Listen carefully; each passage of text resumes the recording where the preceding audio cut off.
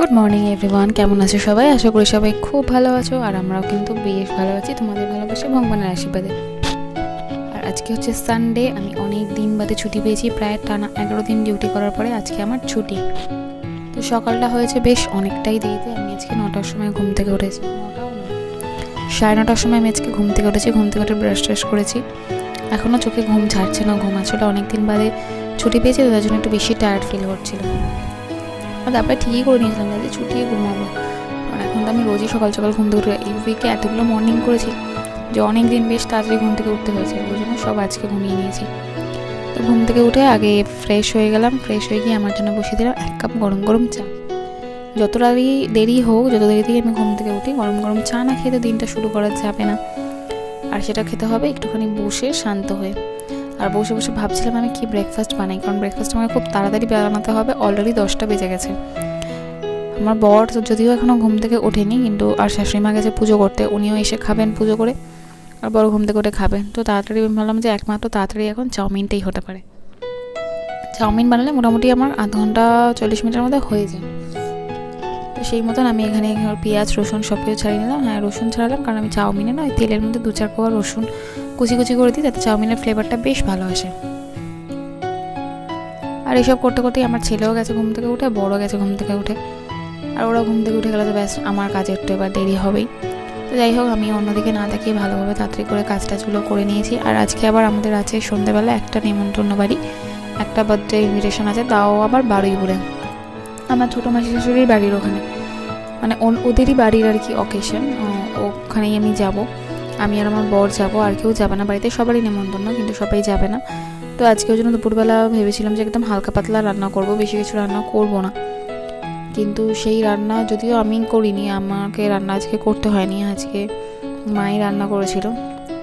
তো এদিকে আমি চাউমিনটা ভালোভাবে দেখো কমপ্লিট হয়ে গিয়েছে চাউমিন। আর আমি না চাউমিনে ওই আলু পেঁয়াজ ছাড়া আর কিছু দিই না, যদিও বা ঘরে খুব একটা সবজি ছিল না, কিন্তু আমারও বেশি সবজি দিয়ে ভালো লাগে। ইভেন আমি ডিমটাও দিই না, ডিমটা দিলেও আমার যেন এখানে একটা আষ্টে গন্ধ লাগে।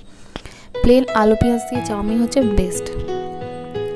তারপরে এখানে বসে বসে বরের সাথে গল্প করতে করতে আমি খেয়ে নিলাম চাউমিনটা। চাউমিনটা খেতে খুব টেস্টি, আমার ছেলেকেও দিয়েছিলাম একটুখানি, না চামচে করে নিয়ে একটুখানি খেয়েছে। তারপর দেখলাম যে যেহেতু আজকে আমার রান্না করতে হবে না, তাই জন্য আমি ভাবলাম যে আমার ড্রয়ারটা এটা গুছাই। আমার মানে আয়নার নিচেই ড্রয়ারটা আছে, এখানে আমার সমস্ত সাজের জিনিস থাকে। আর এই জায়গাটার অবস্থা কী করেছে আমি দেখেছি, আমার বর মানে রোজ একবার করে বলেছে এটা প্লিজ গোছাও, যে আমার সময় হয়ে ওঠে না। তাই আজকে ভাবলাম যে আজকে যখন সময় আছে আমি এই জায়গাটা গোছাই। আর গোছাতে গিয়ে দেখছি আমার কাছে কতগুলো লিপস্টিক, আমি খালি ভাবতাম আমার কাছে লিপস্টিকই নেই, কিন্তু এখন দেখছি বেশ অনেকগুলো লিপস্টিক জমে গেছে। তোমাদের সাথে কখনো লিপস্টিকের সব শেডগুলো শেয়ার করবো, যদি তোমরা দেখতে চাও তাহলে কমেন্ট করে জানিও। আর তারপরে দেখো মোটামুটি গোছানোর পরে এরকম দেখতে হয়েছে। আমি খুব একটা ভালো গোছাতে পারি না, তো যাই হোক এইটুকুনি পেরেছি। আর আজকে এইসব করতে করতে অনেকটাই দেরি হয়ে গিয়েছিলো খেতে। আমি যখন খেতে তখন 3:30 বাজে, ভেবেছিলাম দুপুরবেলা তাড়াতাড়ি খেয়ে নেবো, কিন্তু সেটা আর হয়নি। খেতে বসতে বসতে 3:30 বেজে গেছে। আর আজকে আমাদের বাড়িতে রান্না হয়েছিল দেশি মুরগির ঝোল, আর আজকে রান্নাটা করেছিল আমার শাশুড়ি মা, তোমাদের আগেই বললাম।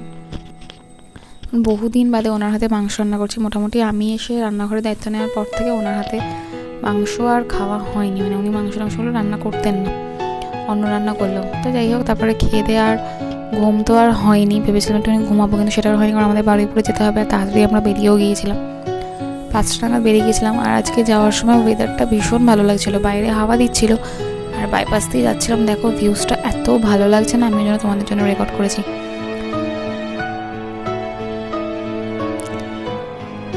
একটু আজকে কষ্ট হয়নি। আর তারপরে আমরা এই দেখো ঢুকে গেছি বারুইপুর।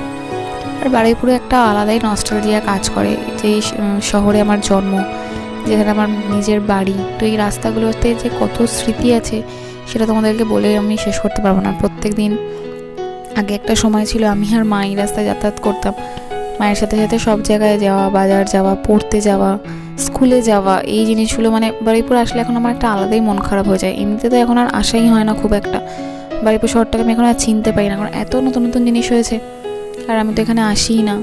তো খুবই আর কি আজকে মনটা আমার প্রচণ্ড খারাপ করছিল, মানে খুবই খারাপ হয়ে গেছিলো মনটা বারুইপুরে ঢোকার পরে। তারপর নিজের বাড়িতেও যাওয়া হয়নি, বাবা বাড়িতে ছিল না, ভাই ছিল, তো আর যাওয়া হয়নি। আর এখানে তারপরে বার্থডের জন্য একটা গিফট কিনে যায়, অ্যাকচুয়ালি 2 বছরের একটা বাচ্চা মেয়ের জন্মদিন। তো এখানে আমার গিফটটা কেনা হয়নি বলে এখানে চলে এসেছি এমবাসাডে একটা জামা কিনতে। আর আমার ছেলে জামা চুজ করতে দিয়েছিলাম, লজ্জা পেয়ে গেছে। তো তারপর যাই হোক মাসি শাশুড়ির বাড়িতে এসে ছেলেকে একটুখানি খাইয়ে নিয়ে তারপর রেডি হয়ে গেছি। আর এই হচ্ছে আজকের আমার লুক।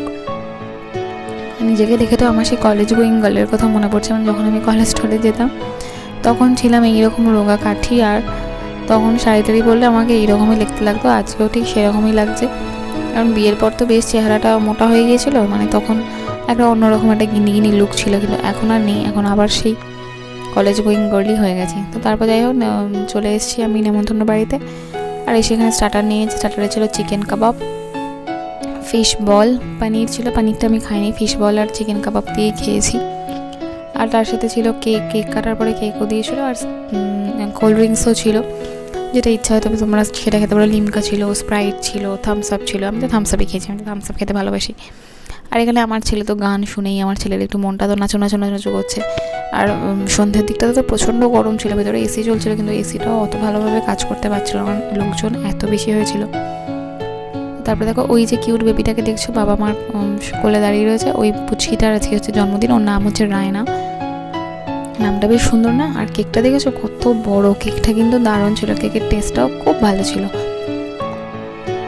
এটা হচ্ছে আমার ছোটো মাসি শাশুড়ির ভাসুরের ছেলের, মানে ভাসুরের নাতনির জন্মদিন, তো সেখানে আমাদের ফুল ফ্যামিলি নিমন্ত্রণ হয়েছিল। আর বাইরের গেটটাও অসাধারণ করেছিল, বাইরের গেটটা খুব সুন্দর লাগছিল। ব্যাস এইভাবেই আমরা বার্থডেটা এনজয় করলাম। আর আমার ছেলে এখানে নাচ দেখবে।